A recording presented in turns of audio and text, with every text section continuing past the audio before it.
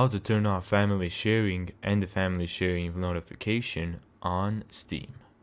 So if you're sharing your library with a friend, or the friend is sharing the library with you, every time that friend opens a game or closes the game that's shared with you, you're going to get a notification of that. And that's sometimes annoying. So the way that you would fix this is go to the settings,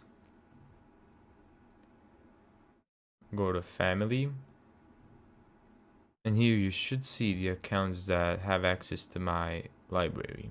Now to turn off family sharing, all you need to do is uncheck authorized library sharing on this computer. If you just want to turn off the notifications, all you need to do is uncheck this option right here that says show notifications when shared libraries become available again. So let's uncheck this and click OK. I won't be getting notifications every time they open up a game or close the game. So I hope you enjoyed this short tutorial. If you found this tutorial helpful, please give it a like and subscribe. And as always, see you in the next video.